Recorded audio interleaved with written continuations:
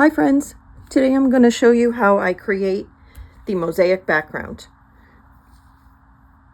First, I take a bunch of scraps. As you can see, I have all of these scraps that are either in the gray, black and white, snowy looking background. These are all scraps. I've cut them all into 1/2 inch strips. I take a scrap piece of copy paper and I'm just going to put on a bunch of glue, a bunch of tape. What I try to do is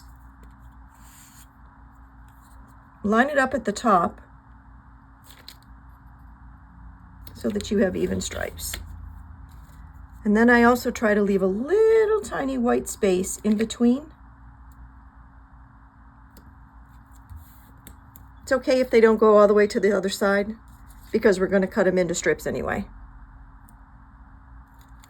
You just place them on the scrap paper. I use scrap paper because it's thinner, doesn't create bulk when you cut them up into pieces.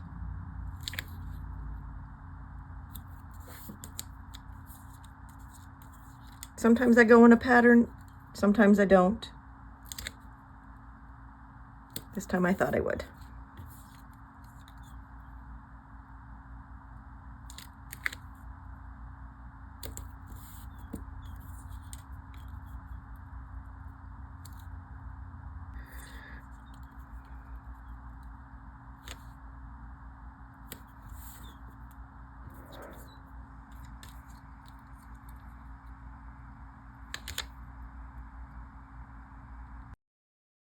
So as you can see, I have scraps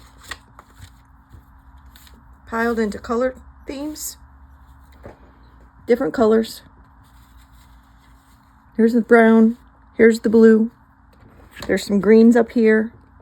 So follow along. I'm going to take this and cut it into strips. Those will also be a 1/2 inch.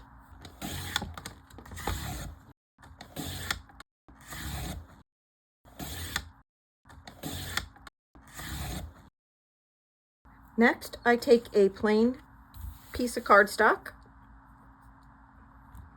and I'm going to arrange all of our strips that are all cut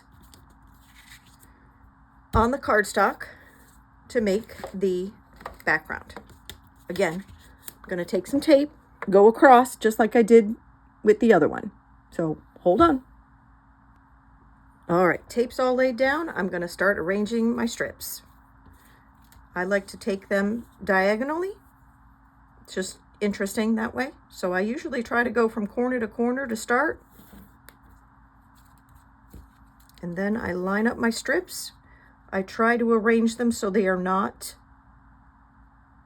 symmetrical. They're not lined up with the same color on the same piece, kind of like in a brick pattern, so that they're opposite each other.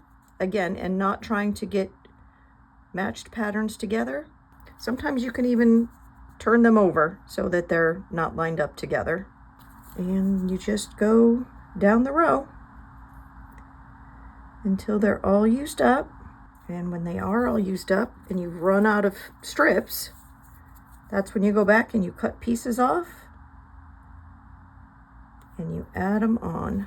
For example, I'm going to tear this right here and I'm going to line it up.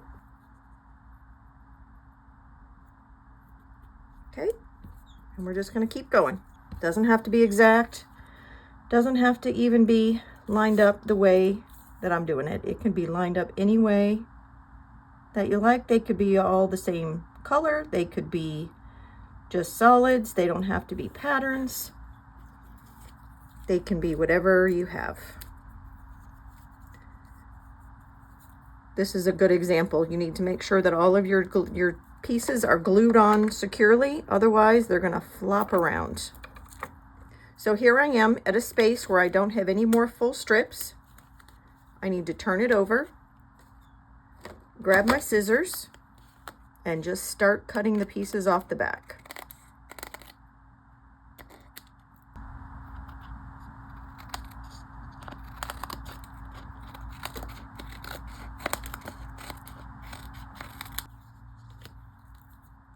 So here are all the pieces I just cut off, and here's the space that I need to fill. So I'm going to take the bigger pieces and try and fit them in here where they can go. But once we get to the die cutting, it won't matter because that will be cut off. So you just keep moving along and arranging everything the way you would like it to look. When we're done, we are going to take it to the die cut machine and die cut it up and see where we go. So here's where we are after all of the strips have been cut and laid out and glued onto another piece. I am going to take it to the die cut machine and show you what it looks like when we're done. So I took this to the die cut machine with the scallops and rectangles border die cut or nesting dies from Unity. However, it shifted in the machine, so it's not completely straight, but you can see what happens. So all of the little pieces flake off, take your edge off, and it's been smushed all together and secure, and all the pieces are good and attached. Sometimes you'll notice that some of these little edge pieces will become loose because they didn't have enough glue. But for the most part, this one is done and ready for creating a card with it. Thanks for watching.